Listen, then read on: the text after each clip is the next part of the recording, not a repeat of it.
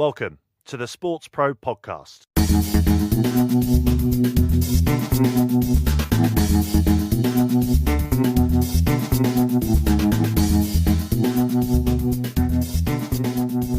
Hi everyone and welcome to another SportsPro Podcast. My name is Eoin Connolly. I'm the editor-at-large at SportsPro. Hope you're well during what are, it's getting on a bit, 2020. Some difficult times for people, particularly here in Europe and in other parts of the world as well, where the COVID-19 pandemic is entering a difficult phase, I think, in terms of public health and in terms of the economy. It would be tempting for all of us to think about skipping ahead a year or two. And as it happens, that's what we're doing on this podcast. We're going to be looking ahead to the world in 2022. And we're going to be doing it with SportsPro senior contributor Matt Rogan. Hi, Matt. Hi, how you doing? I'm all right, Matt. How are you? A little bit like you, I think. A little bit daunted by events the last couple of weeks, but at the same time, to try to put a positive frame around it, positive headset, get out for a run, get some endorphins in, and get cracking, trying to arrest it, I suppose. Yeah, absolutely. I think everyone's going to kind of redouble their efforts a little bit and steel themselves again. To see out the rest of this crisis. We are going to be talking, as I said, about the world in 2022, and this is kind of building what your series has been building towards over the last few months. For those people who are new to this series, Matt has been writing a few articles for us and doing a few podcasts looking at how businesses can plan for or just negotiate their way through these current difficulties. And today we are getting ahead to just looking at what strategy people might have in place when they're able to have a strategy again that's robust enough, because life is predictable enough that they can execute it. But before then, Matt, why don't we just go back over some of the things that you've talked about so far in this project, and also, just maybe reflect a bit on whether there's anything that you would revisit or any of your thinking from back in March and April that you would revise. Sure. I mean, I guess broadly, just to give people the context. So these pieces are really in four chunks. So the first chunk was written about March time. So that was about trying to do whatever you can to just free up some breathing space. So how do you mitigate via some brilliant basics, which was what we called it?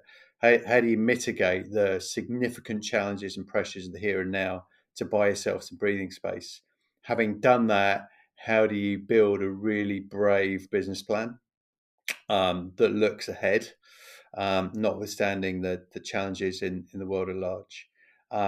This piece we're going to talk about today then gets into just a little bit more detail on the piece of that jigsaw that senior execs who spoke to me seemed to have most challenge with, which was I was advocating, trying to think forward to what the world looked like in 2022, and they were saying, look, I barely know what my name is right now, let alone what 2022 is going to have in store. So this piece of the jigsaw was intended to start a conversation around what 2022 is going to look like, almost do some desk research and some conversations on behalf of the industry. And then the final piece that's going to weave into a kind of a comprehensive CEO toolkit, we're going to call it, I think, at the beginning of next year, looks at, it's all well and good, you can have all the great planning in the world, but how do you deliver on the plan? So it's almost a little bit of a chronological plan. And so we're sat here in October, and in some ways we're back right at the beginning, sort of saying, okay, well, there's a whole new set of pressures upon all of us, personally and professionally. So how are we going to manage the short term? And that brings us back to the brilliant basics we talked about right at the beginning. And the article for that, I think, still holds. You can find that on the SportsPro website, as well as the podcast you, Mike, and myself recorded around it.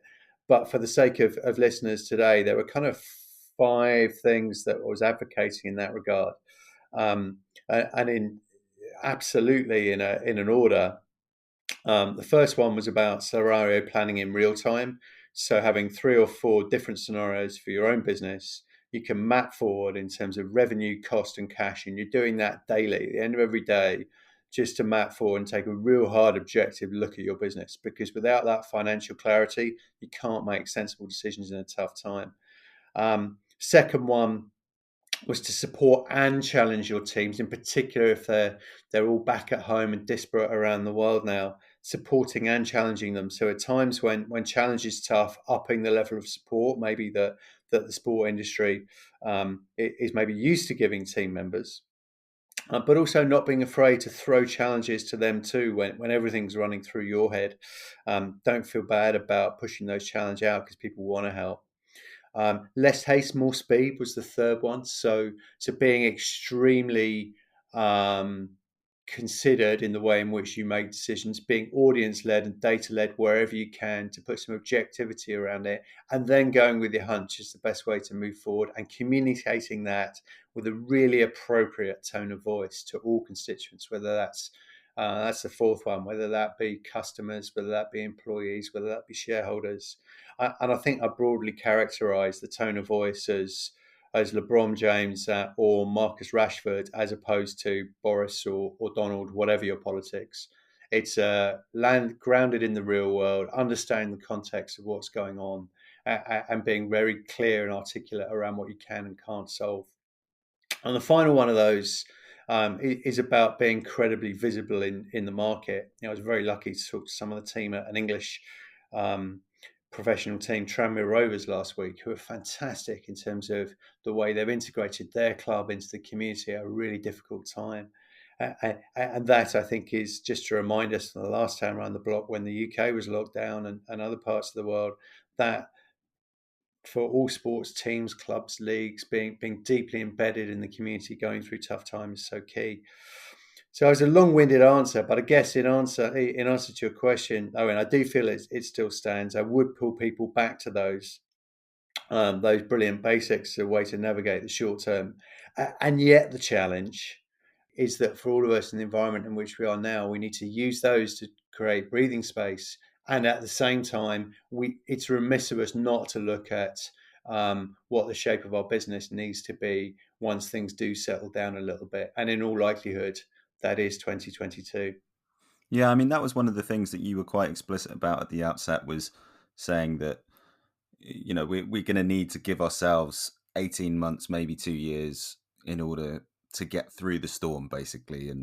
And there was no point in trying to create a different set of terms for how you're going to do business that are going to outlast that. It's just a question of falling back on, as you said, on the basics and enduring, but then having an idea building in your mind as to what kind of organization you would want to be after that, and how you would want to work after that, which is what we're going to be getting onto today.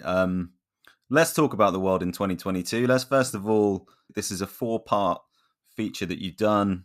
We'll just run through those 4 parts. We're going to cover 2 of those in this podcast and another 2 towards the end of the month in a second podcast. But they are what you do. So I'll state what they are, and you can explain what we're trying to get through in each section. But what you do, how you make it happen, how you fund it, and what's the point. So what's going on in each of those sections? So I guess the intention here is to start with the proposition. So very taken by something George Pine, Bruin Sports Capital, said recently. He said, mapping forward 12 to 18, 24 months is going to be very challenging. 2020 is a lost year. 2021 significantly impacted. 2022's, what he said, he can start to see a way back to what he would say is a normal business model. And proposition comes first, because a normal business model doesn't necessarily mean it's the same business model. And there's one thing in particular I've pulled out, which is the way in which digital and physical are fusing, which is something I think needs real consideration from all rights holders, agencies, brands, whatever your role in the industry, to think through and map forward to how your organization is going to operate. So that's the first piece, is proposition. The second piece is around, okay, how in practice is that going to work, which ultimately comes around a deep, hard think about your business model from start to finish. and they're the two. They're deeply interrelated, so they're the ones we're going to talk about today. The next piece of the jigsaw, of course, is that now more than ever, the sports industry can't operate in isolation of the macroeconomic context. So the third one is going to get into some depth, having talked to some economists around the world around what the economic picture is going to look like within which we try and land this new proposition and business model. And the final one, for those who've had the chance to read this in the magazine, actually, it was a bit of a test to put that one at the end, because if it's not, as I talk this out, nagging at you that we haven't talked about purpose in the context of generational change and sort of why any of our organizations exist in this brave new world, then then that should have been nagging at you already. So the final one is, you've got your proposition, you know how you're going to land it, you know the macroeconomic pictures supportive of what you're trying to do, but at the end of the day, why are people getting out of bed to work for you? Why are people using what's probably going to be much sparser personal disposable income to support what it is you have to do? And that's the final piece of the jigsaw. And that one is very deliberately, there's a bit of a test left to the end, but it's by no means the least important of the four. Yeah, and it will be interesting to get into that one because, an observation you've made in the past is that sport as an industry and also, as you say, as a leisure activity, for want of a slightly less catch-all term, is one where I'm trying to think of what the term was that you used, but it's basically one where people's motivation is intrinsic for why they want to work in sport and why they want to be around sport rather than extrinsic. It's not, people aren't doing it for monetary gain in a lot of cases. No, absolutely not. But we will get on to all of those. But just to set the terms for this discussion more broadly, what are we looking at in the world in 2022? And also, when you're doing this kind of exercise, how much of that kind of broader scenario, broader trend identification do you have to do, and how much do you kind of have to leave a little bit of malleability and all of that? It's fundamental to leave some malleability. I'm a big fan of the Economist magazines. Every year they bring out sort of December, January time, mapping for what they believe is going to happen in the year to come. And even a publication as robust as that, with as much context on the way the world's moving, probably only gets 75 to 80% right. So at a real macro level, you can absolutely say, well, Denmark will go cashless, or China will have made significant strides in its sort of journey into space. We need to keep an eye on inflation.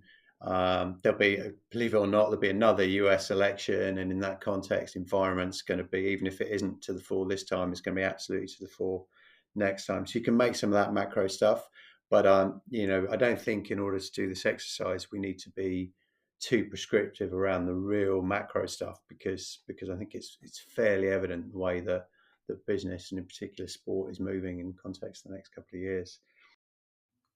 So when we are kind of creating our environment that you're going to be operating in, I guess the two things are, what are some of the bigger things that we are looking at in the sports industry's case that people need to be aware of, and also how much do we need to include COVID as a variable in this, and how much do we need to try and think of a world where COVID is a historical factor, but it's not something that people are living with just because it's been so dominant in terms of how people are operating right now that you've got to think, okay, but what if that's not the kind of the animating thing of what everybody's doing all the time? So what I've tried to do in writing this is to slightly isolate it, in the sense that whether you look at any of the macro industries that I've studied in writing this, whether it's theatre, arts, music, leisure, retail, even things like pharmaceutical, the more you study, the more you realise actually it's not materially changed any trends that were happening in the industry. It's just put them on fast forward. And so what COVID has forced me to do in that is sort of say, well, is that a bit of a punchy suggestion for what's going to happen in 2 years' time? And it's forced me to say, no, actually, with the pace that things are moving, I think that's realistic. clearly there's COVID's going to influence a number of things, in particular around business model and digital versus physical delivery and events and things. And I think what we'll get into in this session is the fact that agility in the way in which we deliver sport and the ability to flex between around your business model between digital and physical, but effectively consider them one and the same as much as you can, is going to be absolutely fundamental, because what we're already seeing with COVID is not a black and white thing. It'll come back in waves, one would imagine, through the course of the next 18 months to 2 years. And so if we map for a better world in 2 years' time, by which Bill Gates himself believes that vaccines will be globally widespread enough, then we need to be cognizant of it, but I don't think we should be distracted by it. Join the conversation with the SportsPro community. Follow us on Twitter @SportsPro. Find us on Instagram @sportspro.media. And connect to SportsPro Media on LinkedIn, where you can also become a part of our specialist OTT community. SportsPro, connecting and inspiring the business world of sport. So let's get on to this first section then, what you do. And you've kind of teased a bit of it there, that a big change in how sport is going to function is that melding of physical and digital events, or at least I guess a change in the mindset around it, because some of the things are going to be things that we're well used to over the past decade, I suppose, in terms of how audiences, you have your digital audience that's remote, you have your physical audience that's present, but we're going to see crossover in different ways. And I suppose for a lot of people producing events, a lot of people covering events, there's going to be a need to contemplate all of that in the whole, in a way that's not been the case before. Yeah, absolutely. And if I were to sum up the difference, I think we have, as a sports industry, said, look, we've got a physical audience that's there and a digital audience that's watching from a distance. I think the change in the next 2 years is we just have an audience. And that sounds like semantics, but actually, I think what we're seeing is some of the most far thinking of sports organisations, some of the newer sports organisations, but also the broader media and entertainment landscape is completely melting together in the way in which they look at things like that. And I didn't want to add to the tombs of writing and thinking around traditional sports, adding a digital component to them, because that had been done forever and a day. But I think to illustrate the point, what I tried to do was have a bit of a think and talk around digital properties, sporting and otherwise, and looking at the way in which they're starting to use physical, visceral experience in a more tangible way, just to make the point, really. So if you look at the amount that's written around why Amazon have their own shops, for example, the tangible reasons that Amazon have shops, or the tangible ways in which Zwift made a move into physical events with physical racing going on, when really you would imagine their business model didn't dictate that to be necessary, or the way in which Drone Racing League use physical presence in terms of their exposure to new audiences in schools, or physical presence in terms of their actual events, when they could perfectly easily run those on a simulator. Sort of starting to understand how digital and physical are becoming components of the same business model. And I think some really powerful stuff in there that sport more broadly can take some learning out of. I mean, it feels to me, and from looking at what you've covered and some of the trends that we've seen emerging over the past year, 18 months, and obviously, as you say, some of them have been accelerated by social distancing this year. But there's almost two strands of this. One is physical, as in participation, and there being events made possible by stuff like Zwift, or even by kind of home exercise equipment or what have you, where being involved with an event digitally doesn't necessarily mean that you are not participating in it in a way beyond social media or just consuming it. Mm-hmm. And then the other is the merging of different audiences and some of what we see around. I suppose it's kind of the esports model, but where you begin with a physical event, then there's a production to it, but actually a lot of your audience is engaged with it in different ways, and that can shift over the course of a season or over the course of a narrative of a competition. Yeah, esports is a good example, actually, in the sense that if you make the leap that that's a younger demographic than traditional sport, traditional professional sport, then I'm not convinced at all that the demographic that's tapped into things like esports really makes the same distinctions in their head between digital and physical as we do. I'll give you some examples. If you look at, so my son's 13. We had a fascinating conversation with not much to do in the last few weeks around his Christmas list. So he's kind of reached the point where he's got a little bit of cash himself, and so he's thinking about, what do I spend my own money on, and what do I put on my Christmas list? And if you look at the things on his Christmas list, it was amazing to me how many of those are actual physical things that you can receive in a parcel, but they're inspired by digital. So there was one thing called I'll show my age here, U2s, which are basically, as far as I can make out, physical models that you get to put on your bookshelf or at the end of your bed, but they're all driven out of YouTube. It's all YouTube stars and physical models of YouTube stars. I was talking to him about he plays hockey, so field hockey in for the listeners from the States, and he's put a hockey bag on his list to put his stick and stuff when he goes to play. And he picked a really spurious kind of brand for those. I said to him, well, you got an Adidas stick, don't you? You want an Adidas bag? And he said, well, no, I was looking, and I picked this brand, and they're from England, and they're set up. The business called Otter, and they're set up, and they go into schools. They do a load of work with kids, and they just kind of feel more real than Adidas does to me. And that one really stuck with me. That sense that you can do all the digital research, you can follow these YouTube stars, but actually it's the physical manifestation, even for that demographic, just like esports events, is absolutely fundamental. One of the other things on his list is you can now you can pimp your Xbox controller.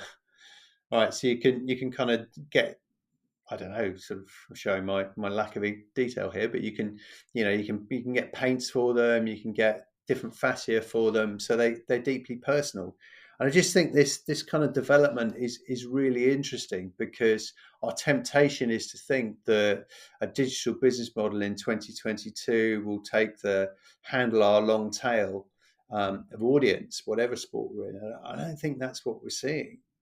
I think we're seeing it across the piece that actually a physical experience with the real grassroots, whether that's drone racing league and a STEM program in schools, whether that's Amazon testing new business models and observing consumers via their retail stores, whether that's enduring appeal of local live music. I just think we're despite the omnipotence of Spotify and co, I think we're just continuing to see that physical will play a role in our propositions. It will interplay with digital in really interesting ways, and we just need to be able to cope with that, whichever side of the fence we traditionally come from as a sport. I mean, it's funny. Something that I saw quite recently, just to stay in a gaming context, and possibly, although I'm never quite sure, but possibly aimed at an age bracket slightly younger than your son, but Mario Kart. Nintendo had released a version of Mario Kart where it comes with physical remote control cars that react to what's going on within the game. And that's something that there's been kind of at that kind of almost play and learn level that's been happening for a few years, where you're seeing the interaction between physical avatars and digital avatars in games playing and that kind of stuff. That's exactly it. And I think we'll see it in my family. I think the first time we'll see VR really have a material impact is when you can start to make a decision between whether you go and sit in row 942 to watch Taylor Swift's mega tour of Wembley Stadium, or you want her dancing on your coffee table. And if Taylor Swift is dancing on your coffee table, I'll tell you for one, my daughter will be right next to her. And so the way in which music industry, I think in particular, melts together the physical and digital by 2022, I think is going to be fascinating. There's a lot of money going into local geofence, concerts, so on and so forth. And I think you'll find the business model for music is going to change completely over the next 2 years for live music, at least.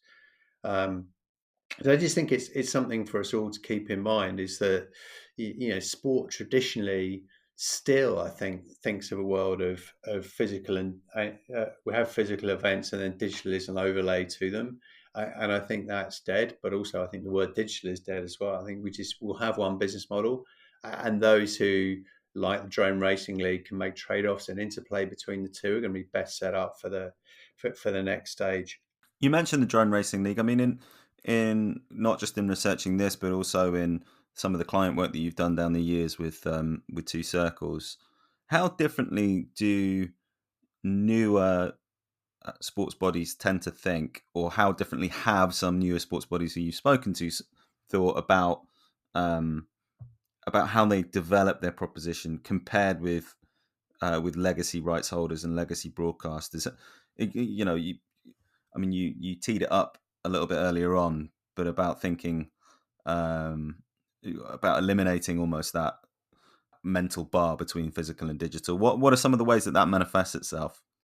Well, firstly, what I noticed the difference is that newer rights holders can write their own governance. Newer rights holders can and do start from a position of who are our current audience, who are our potential audience. So they start in a world where from minute one they're audience led. And it's natural when you're a sport that's been around for 50 to 100 years, probably start on the back of the Industrial Revolution. You have governance models that still hark back to those times. In order to drive any change, it has to go through those governance models. It's really difficult to start with who's our audience, and a lot easier to start with who are we and how do we make some change happen that's iterative. I'm a massive admirer of what the England Wales Cricket Board have done with the 100, because I think it's brave and starts with the audience, potential audience for the future, in a way that very few sports, I think, are brave enough to do. And so I do think, frankly, and sometimes it needs some people to put some careers on the line and say, look, I couldn't look myself in the eye in 10 years' time unless I tried to make a material change to safeguard the future of this sport. And I think more of us are going to find ourselves in that position over the course of the next couple of years, when we think through the fundamental shifts to 2022 and beyond. I talked for this article actually to the team at Reach PLC, probably better known in England as Trinity Mirror. So for the benefit of international listeners, a genesis of being a local newspaper and what some of the top national newspapers in the country. They talked about the shift they've made in their organisation in the sports practice to be as audience led as they possibly can. So they have a sizable audience, which I think is of the sort of the weekly reach of sort of 5 to 6 million because cumulative quantum. So they talked about the need to think about how they are specifically compelling to sport and what that required of their team. And they said it needed us to test and learn, to be agile, to worry more about audience than platform, to be quick, to be irreverent and faster than traditional media if they could be, to be very open to a variety of models, whether that's kind of free to access content that has some advertising around it, whether that's membership or premium content that's effectively behind a paywall, whether that's advertorial that's brand led. Be really smart around how they blended first and third party data together, and make all of those trade-offs in real time by demographic or by publication. And that's very, very different to the world of your traditional newspaper, nationally or locally, but it is the way that they've had to change in order to stay relevant. So being led by the audience as opposed to led by which masthead am I writing under today, it is absolutely fundamental. It's tricky, but it's fundamental. I mean, the other example, so I just add into that in terms of the business model would be from the States, would be talking to the team at IMG Learfield College, who working with the Two Circles team, made a significant progress in the course of the last year or so, launching a fan-based product, which is effectively a data insight tool to drive commercialization for brand partners, and indeed other kind of commercial imperatives in college sport. And we can talk about the reach example, test and learn, be agile, be iterative, all those kind of things. But Learfield are probably the closest you could find in the US to all the governance challenges that you might traditionally have in Europe, in the sense that, ultimately they're trying to monetize universities. So they've had to understand how to be agile, but understand that the university has educational aspirations. They also have broader donor aspirations and things. So, talking to Matt Damon and the team in North America about how you drive change and create a really iterative, creative business model, and yet be realistic around the fact that you're only one of a set of imperatives, kind of made me laugh because it reminded me more of some of the challenges that a European rights holder finds themselves under more traditionally.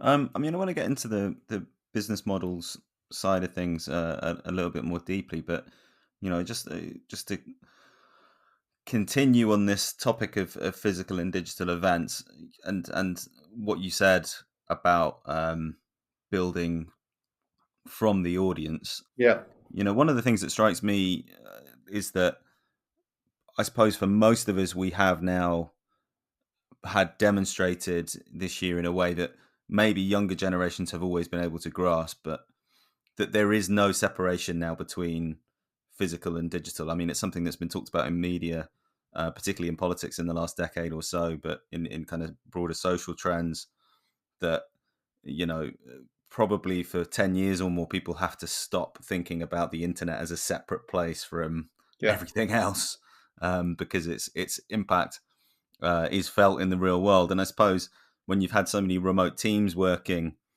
in order to deliver on physical projects in a way that probably has happened in lots of STEM circles for years, you start to think about some of those barriers dissolving. But how ready are sports audiences going to be for these kind of hybrid events in the early years of this decade? And is it going to be something that you're just going to have to try and cater to those different parts of your audience as much as you can, and just kind of try and keep those in balance for a while, for a transition period? I think the reality is you can't think of it as different parts of your audience. You can't think of it as parts of your audience who are more attuned to digital, parts of your audience who are more attuned to physical.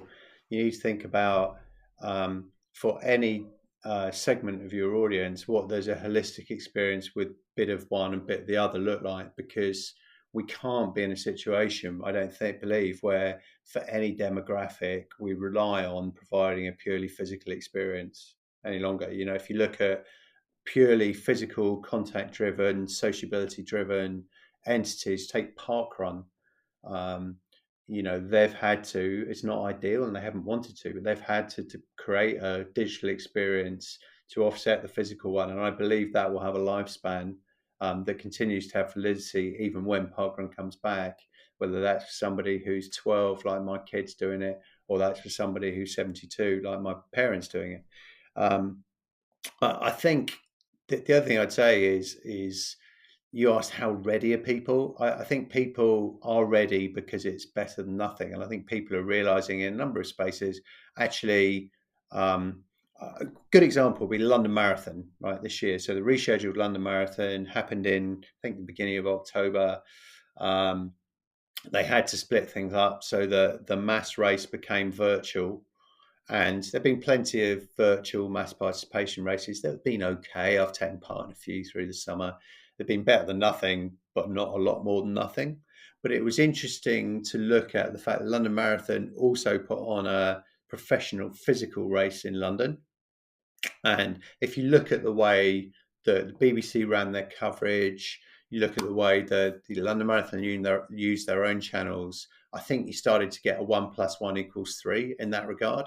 So I think that the elite race had more impact because people saw around the country people with their numbers on up and down the country, running down the pavement past my house. There were people running their own London Marathon. Equally, when those people got home with their running number on, I'm certain we'd find if we ran the numbers, they're more likely to tune in and watch the highlights of the physical race. And so were people ready for it? No, probably not. Were people pleasantly surprised by the impact London Marathon had on them, given it was nowhere near what it's been in the previous years? Yes, I think probably so. So I think people are becoming ready for it out of necessity, but also probably in places slightly pleasantly surprised. I know people also who watch the Super League triathlon races that happened in an arena, using Zwift tools for the biking rather than outdoor venue for the biking, and then a small swimming pool in an arena and a running route that was in and around the arena. And that kind of worked. Like it wasn't as good as the ideal, but I would be astonished if all of that went away when in 2022, touch wood, we're back to a more normal world. Since 2008, SportsPro magazine has set the standard for the business of sport in print, and it keeps on getting better. Every quarter, our outstanding editorial team gets under the skin of the industry, talking to the most important leaders and the most influential thinkers around to take you to the heart of what's really happening in sport and what's coming next. We look at the big ideas, the pivotal themes, and the critical numbers. With powerful storytelling, provocative opinion, and insightful commentary, as well as guides to the deals, the developments, the destinations, and the movers and the shakers, it's your essential industry companion. Head to the shop at sportspromedia.com to subscribe now. SportsPro, connecting and inspiring the business world of sport.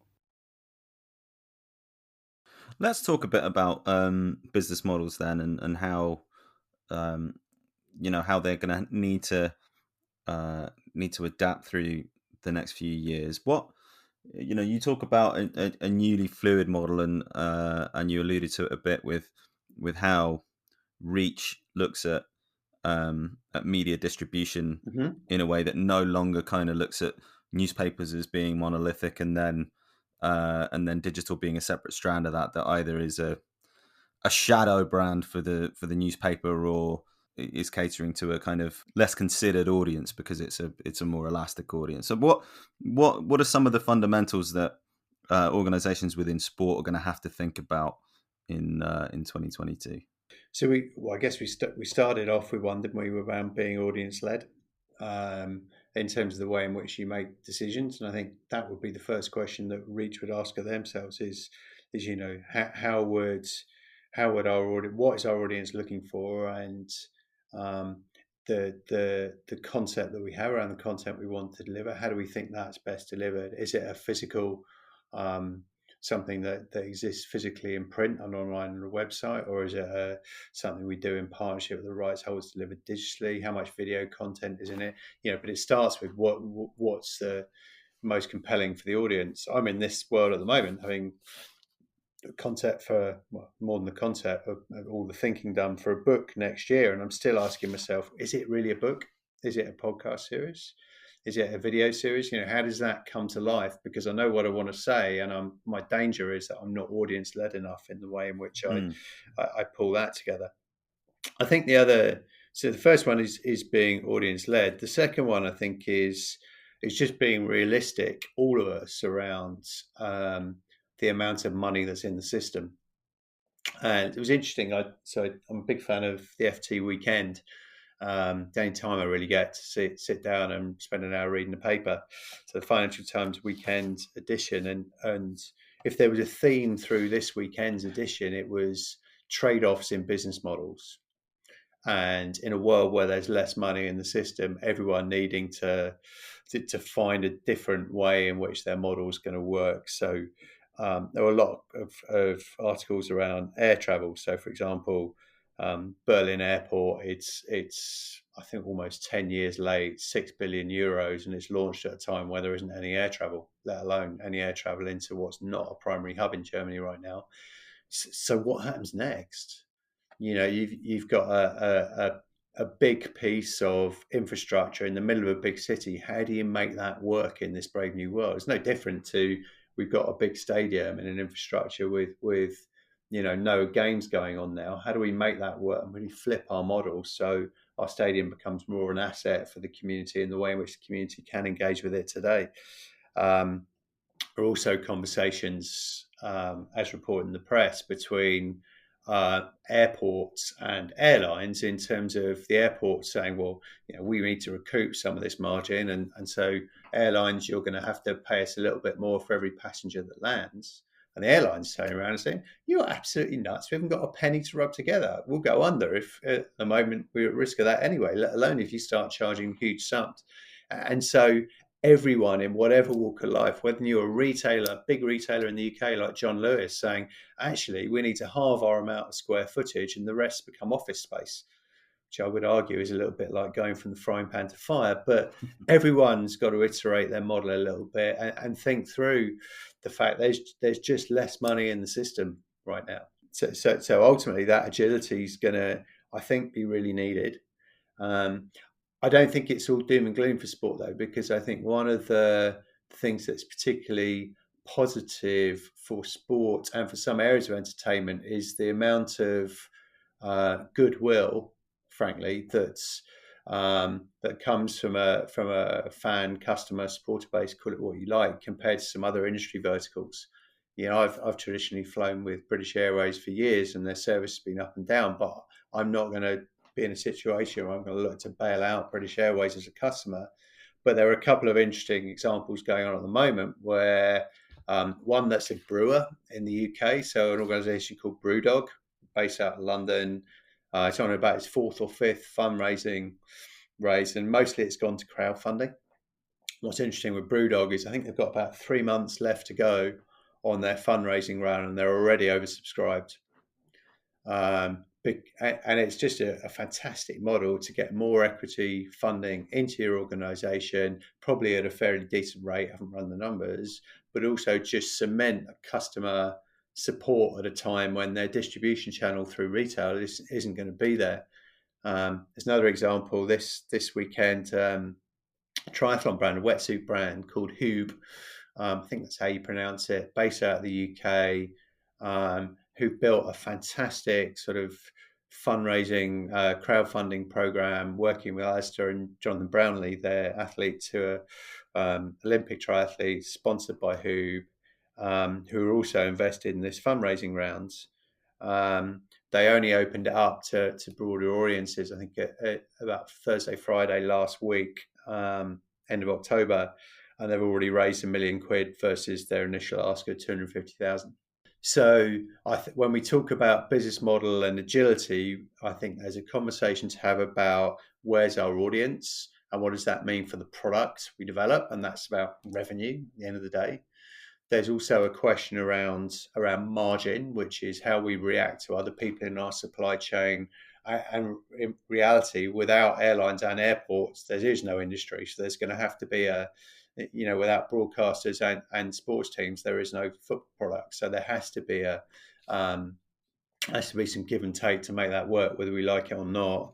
So that's the margin question, but there's also a balance sheet question and cash. And I think that the thing that sport has in its favour, whether you're a football team that has to come out with professional pyramid and relaunch as an amateur team with significant supporter support, there'll be a bunch of that.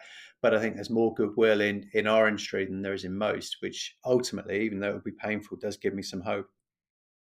Yeah, I mean, it's been something that people have talked about for a while, which is moving away from sports organizations as B2B organizations, particularly on the rights holder side, where you batch up rights and sell them on, and that's your primary source of income, and then your secondary source, or it might be equivalent depending on which sport you're actually in, but it comes from a transactional relationship with fans where you're selling them tickets every now and then, you're selling them merchandise every now and then.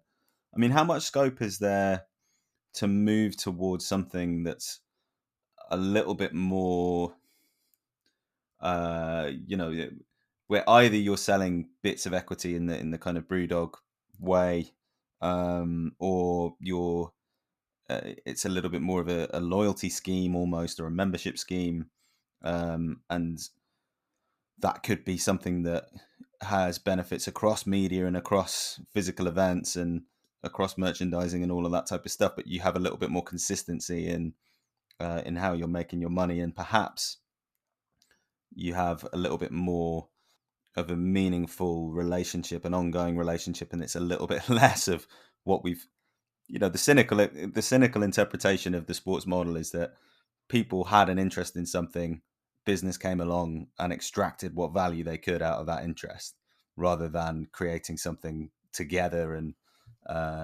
developing something through that community. I mean, how much scope is there to change towards the latter relationship, and how is that going to work financially? Big questions. I think it's less a question of how much scope is there, with just a recognition that it's a total necessity. What I don't see in the way in which my son behaves, and ultimately, once I kick him out to get a Saturday job, he'll have some sensible disposable income. He's a customer tomorrow.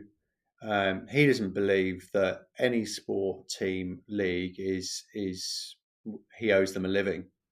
Mm. He's got an Adidas hockey stick, but he doesn't believe that he owes Adidas any loyalty. He believes that the brand that is most personally relevant to him is the one whose hockey bag he wants to buy.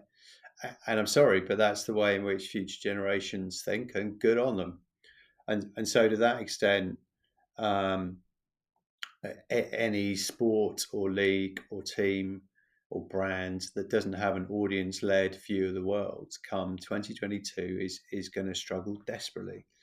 I do think there's an awful lot of testing and learning and iterative thinking in the way, ironically, some of the biggest leagues and teams have operated in the last few years. If you look at the way that the NFL thinks about it, it's what we traditionally call it's broadcast content, but actually is more its content and the way it's distributed that through, deals through social, its own monetized platforms, its traditional deals, and they sort of understand the way in which different demographics are changing and react to that.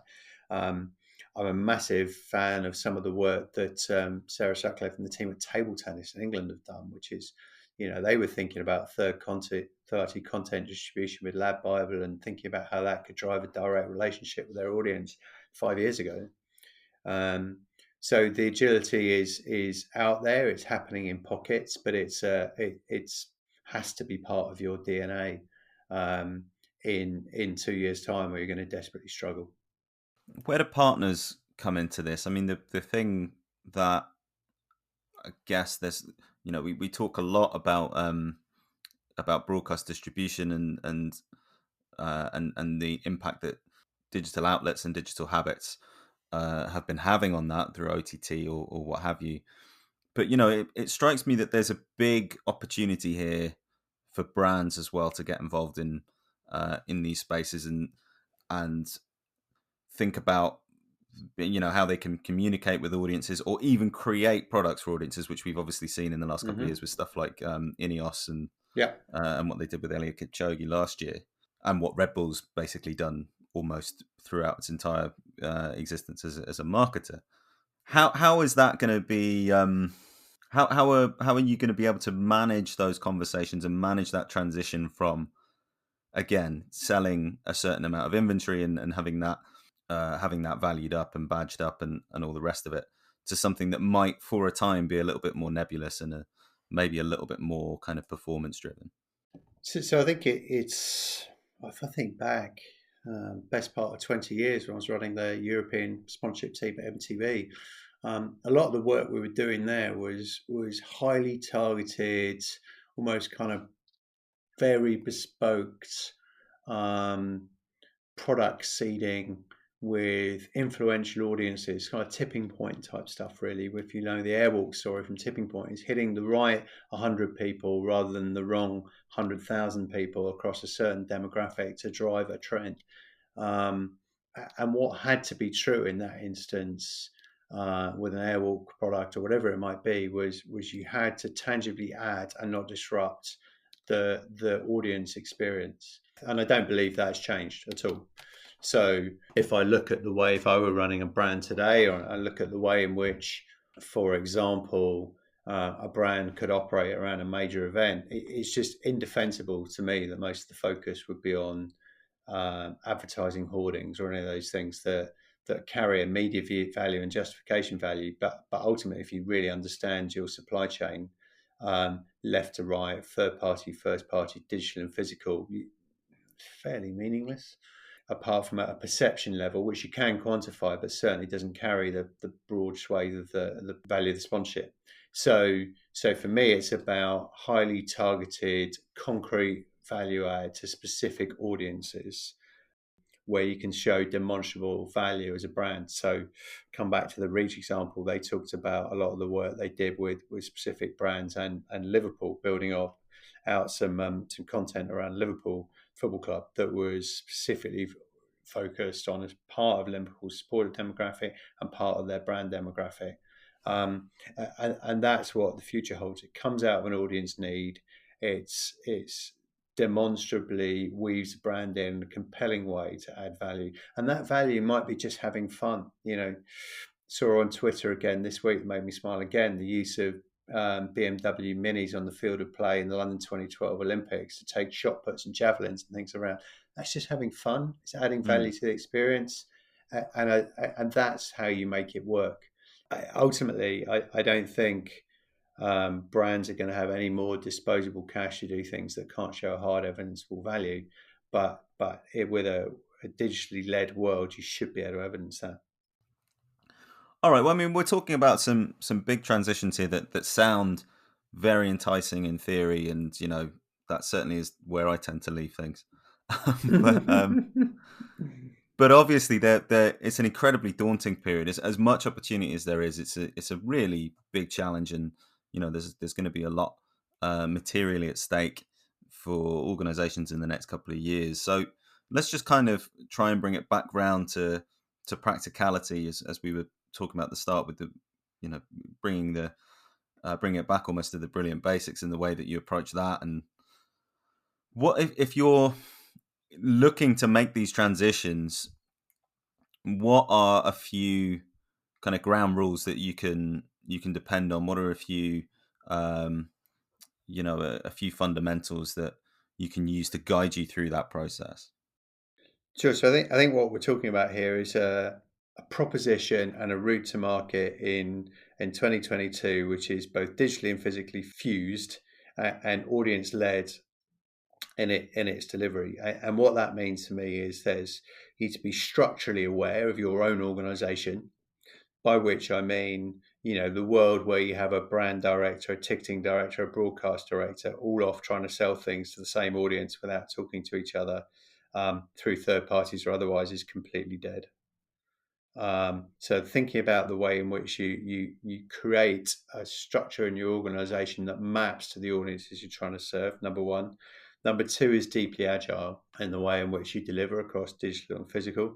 I spoke for the article, I spoke to the former HR director at London 2012, Rob Clark, who talked about sport actually not being nearly as agile and quick as it thinks it is. And that's fundamental. How do you put more agility as well as structural flexibility into your organizations? In order to react, you need to be able to read feedback in real time coming from your audience, and that needs to be the first thing you look in the morning, the last thing you look at night.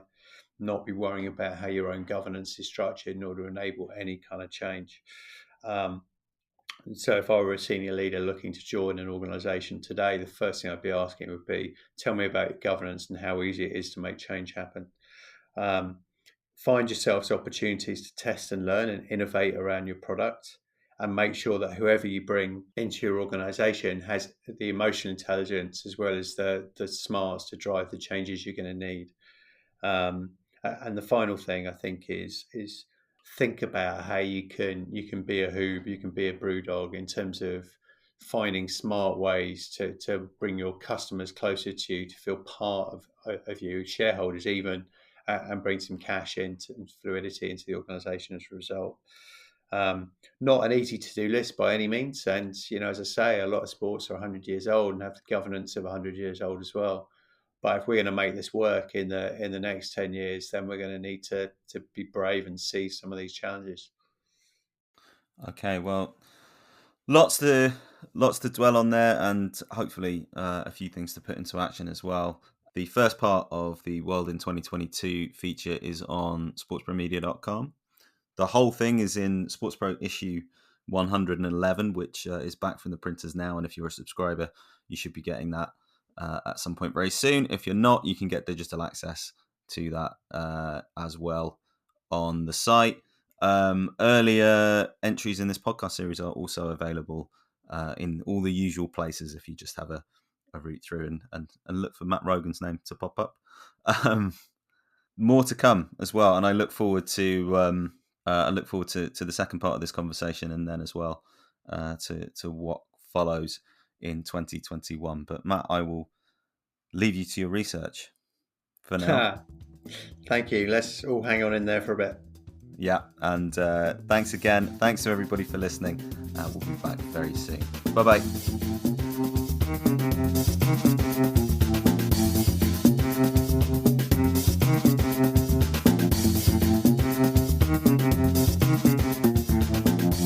The SportsPro podcast is published by SportsPro Media.